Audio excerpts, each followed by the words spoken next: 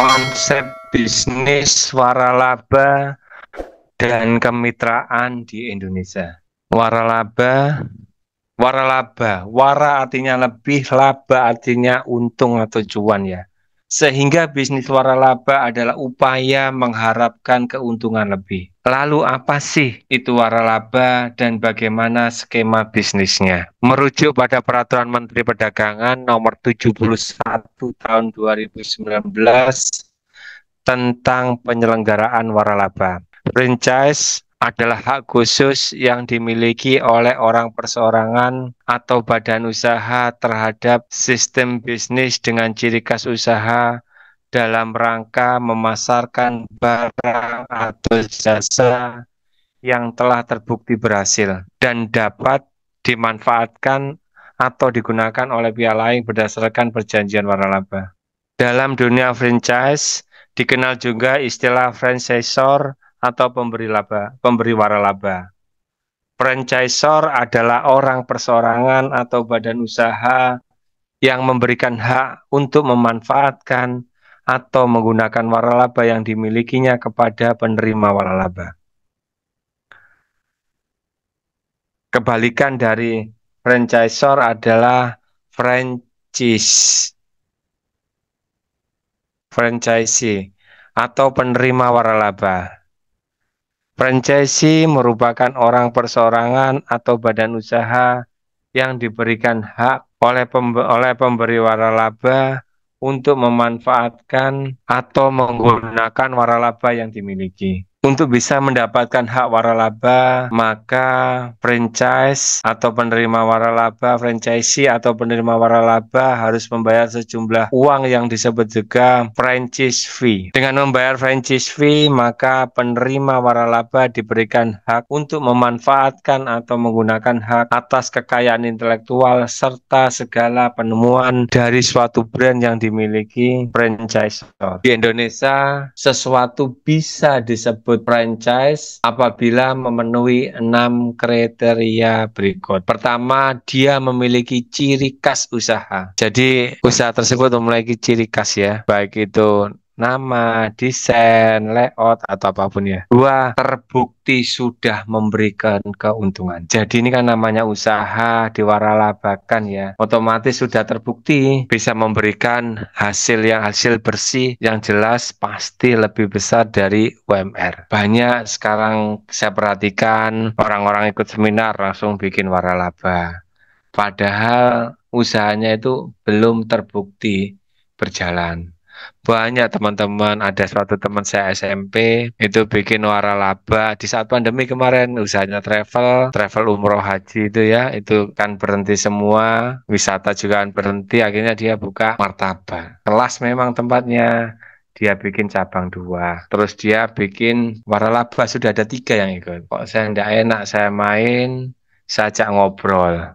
Om, hasilnya ini berapa Om? Nggih ngeten lho Pak. Niki kalau yang satu saya masih min. Yang satu ini sudah menutup operasional. Cuma menutup operasional ya? Nggih. Sudah menutup operasional, dia sudah berani waralaba. Saya bilang, Om, jenengan tidak takut dosa. Jenengan tidak takut laknat Allah gitu loh. Jenengan miskin kok ngajak-ngajak gitu. Orang yang ikut waralaba itu kan harapannya untung, sukses kan gitu. Karena yang pasti kan tidak dikerjakan sendiri, rata-rata pakai karyawan. Ya mungkin omongan saya agak pedes, tapi kan akhirnya dia sadar. 3, memiliki standar atas pelayanan dan barang atau jasa. Jadi dia memiliki SOP ya. 4, mudah diajarkan dan diaplikasikan.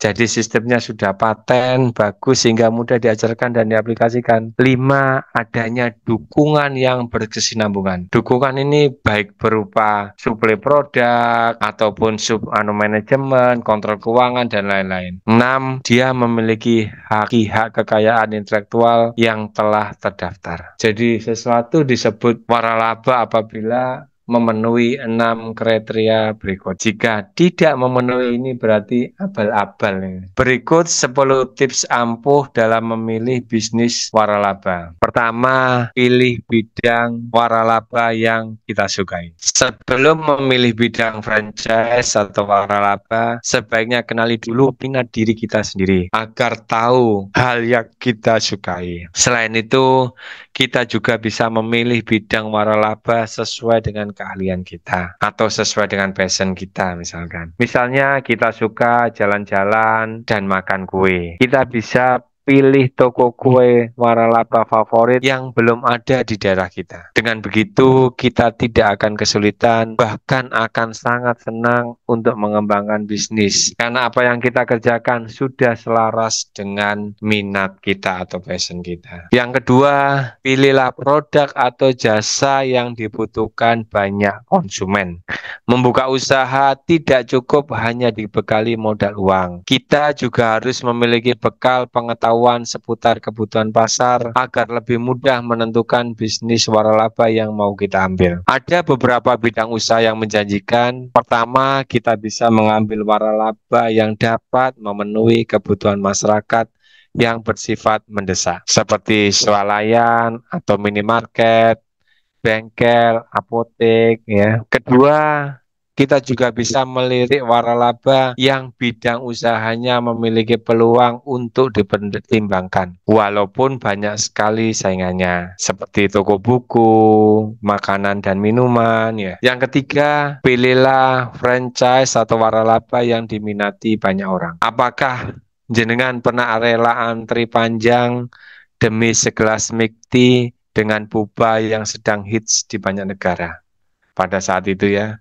Atau jenengan sering pesan makaroni pedas lewat aplikasi transportasi online. Nah, produk-produk seperti ini, produk yang sedang booming, sedang ngetren, sedang viral di dalam maupun luar negeri, bisa kita pertimbangkan untuk kita ambil waralabanya. Kita juga harus tahu seberapa besar keinginan konsumen pada barang itu dan apakah produk tersebut memiliki peluang yang besar dalam jangka beberapa tahun. 4. Jangan mudah percaya cerita sukses orang. Ini penting ini. Pada situs resmi dan berbagai materi promosi franchise, incaran kita, ya, cerita sukses pasti ditonjolkan. Tapi jangan telan mentah-mentah cerita suksesnya. Karena di balik itu pasti ada perjuangan yang luar biasa, penuh tantangan yang telah dilalui. Pertimbangkan matang-matang segala macam aspek sebelum memilih waralaba. Dan jangan terburu-buru membuka banyak cabang untuk mengantisipasi perubahan tren atau selera pasar. Yang kelima, yang tidak kalah pentingnya, ya, bisnis sesuai dengan kantong kita. Sesuaikan dengan modal yang kita miliki. Hitunglah semua modal yang jenengan punya. Setelah itu baru tentukan waralaba yang sesuai dengan budget kita. Bila langsung pilih franchise tanpa menyesuaikan budget, next kita akan kesulitan saat kebutuhan tidak terduga tiba-tiba muncul. Ada banyak penawaran kredit khususnya dalam bidang waralaba ini, tetapi kita juga pasti kan bayar angsuran, bayar bunga yang jumlahnya tidak sedikit. Jadi saran saya, pilihlah waralaba yang pas dengan modal kita. Ya, terutama untuk waralaba yang kecil-kecil, ya. Kadang dia cerita buka depot ataupun buka yang gerobak-gerobak itu, ya. Dia, oh iya saya ini sukses ini, saya sudah buka 50 cabang. Ini keuntungan satu tempat bersih bisa 20 juta misalkan. Nah, kalau 50 kali 20 juta sudah berapa nih, ya kan? Sudah 1 miliar lah bulan itu. Coba kalau dia ngomong seperti itu, Nun sewu ngomong, Mas, coba Mas, jenengan buka dompet jenengan. Saya pingin tahu jenis ATM jenengan, gitu aja. Saya pingin tahu jenis ATM jenengan. Kalau ATM-nya isinya biasa-biasa aja, tidak ada yang prioritas, tidak ada yang soliter. Mas, jenengan bujuk, Mas. Jenengan itu miskin kok ngajak-ngajak. Usaha jenengan aja lo ndak jelas. Bisa jadi walaupun cabangnya dia banyak, tapi dia subsidi silang. Akhirnya kan kita kerja bakti. Ini ngapunten, ini kan apa pendapat saya seperti itu. Loh, kalau sekedar rekening prioritas saja kita ndak punya, terus ngomong bisnis ndaki-ndaki, kan itu kan bohong besar. Kalau kita usaha, oksigen dari pengusaha itu apa? Pasti cash flow toh teman-teman. Kalau kita ndak punya cash flow, mati kita, usaha kita mati.